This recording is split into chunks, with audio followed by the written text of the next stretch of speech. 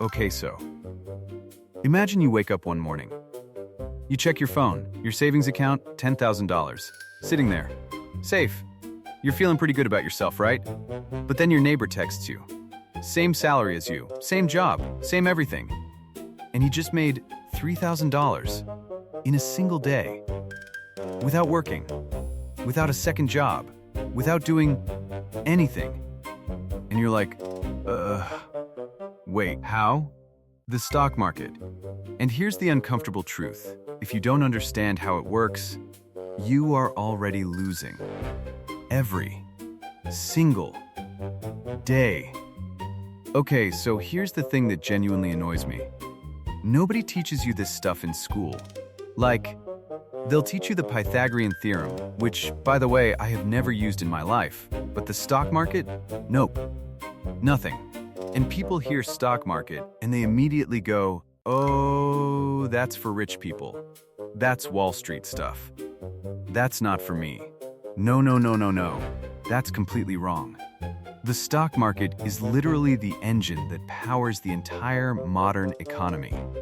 And once you actually understand how it works, not the complicated textbook version, the real version, everything about money starts to click.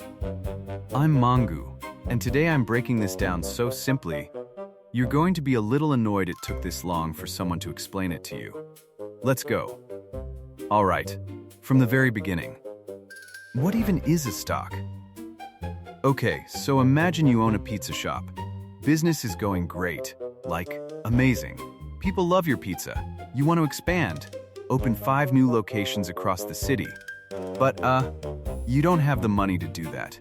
So you've got 2 options. Option 1, go to a bank, borrow the money, and pay it back with interest. Which is fine, but expensive. Option 2, you sell small pieces of your business to other people. Like literally say, hey, want to own 5% of my pizza shop? Give me some money. And when we grow, you grow too. Those small pieces? That is a stock. So when you buy 1 share of Apple or Tesla or any company on the market, you're not just buying a piece of paper. You are becoming a part owner of that business. Which means, if the business does well, oh, you do well. And if it doesn't, yeah, you share that too. Okay, so now you know what a stock is. But what is the market? Think of it like a giant marketplace, like a massive, chaotic bazaar. Except instead of fruits and vegetables, people are buying and selling pieces of companies. Thousands of companies.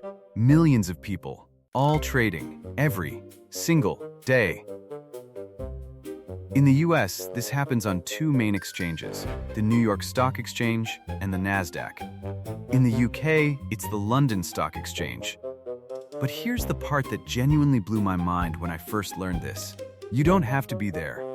You don't need to show up in a suit on Wall Street with papers flying everywhere like in the movies. Anyone, with a phone and an internet connection, can participate in the stock market from literally anywhere in the world. Oh, that's actually kind of wild when you think about it.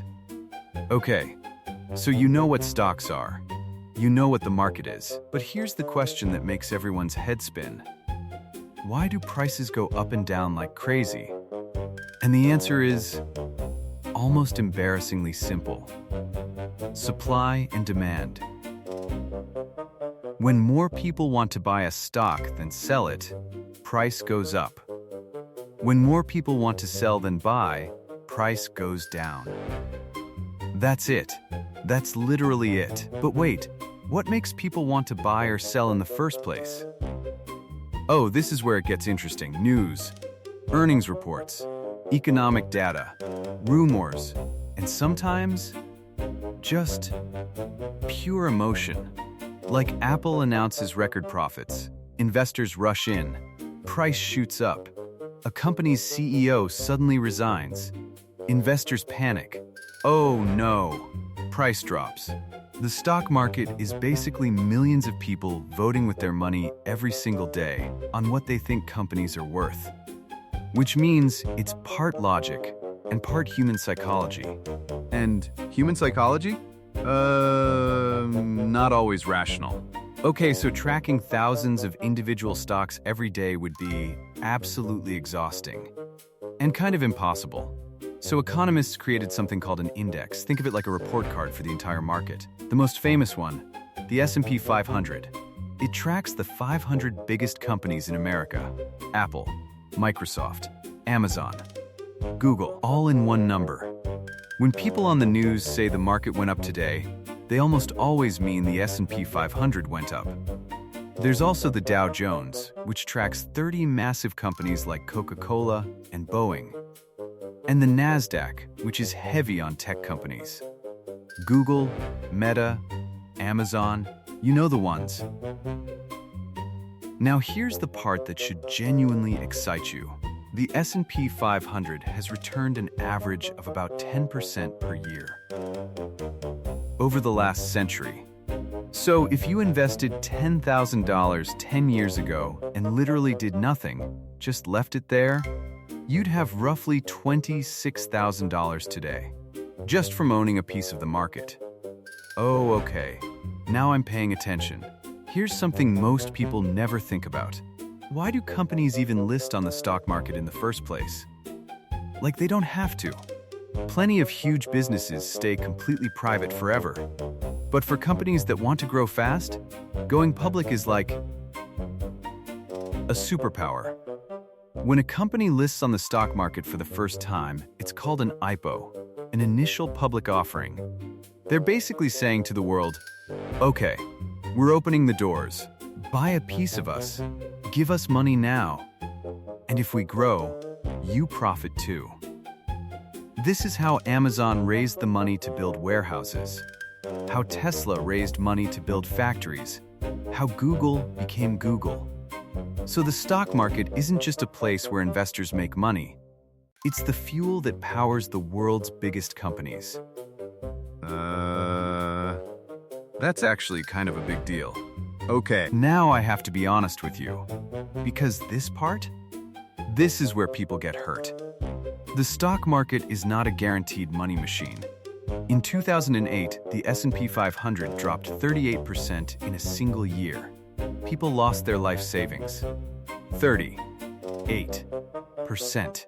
In 2020, when COVID hit, the market crashed 34%. In just 33 days. Oh no, that's not a typo. 33 days. And anyone who panicked, who looked at their portfolio going down and went, oh no, oh no, oh no, and sold everything. They locked in those losses. Gone. But here's the thing that changes everything. Both times, the market recovered and went higher than before. The people who stayed in, who didn't panic, came out ahead. So the biggest risk in the stock market isn't actually the market. It's you, your emotions, your panic, your impatience. That one stings a little, doesn't it? The market rewards people who are patient and punishes people who are afraid. Okay, so how do you actually get started? Like practically, right now. 3 steps. That's it. Step 1, open a brokerage account.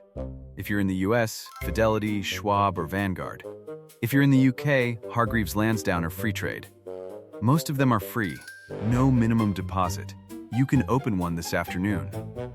Step 2, and this is important, do not start by picking individual stocks. I know. You want to find the next Tesla, the next Apple. I get it. But statistically, most people who try to pick individual stocks underperform the market. Instead, buy an index fund. An S&P 500 index fund gives you tiny pieces of 500 companies at once. Lower risk, lower stress, and historically, really strong returns. Step 3, invest consistently. Not a lump sum. Not all wait for the perfect moment. A fixed amount. Every month, whether the market is up or down. This is called dollar cost averaging. And it is how most ordinary people build real wealth over time. Not luck, not timing, just consistency. You don't need to be a genius. You don't need to watch graphs all day. You just need to start. Here's the truth. The stock market has created more wealth for more ordinary people than any other financial tool in history. It's not magic. It's not just for rich people. It's not gambling, if you actually understand what you're doing. It is a system. And now, you understand how it works. The only question left is, what are you going to do with that knowledge? Are you already investing? Or are you starting from zero today? Drop it in the comments. I read every single one. And I'll reply. See you in the next one.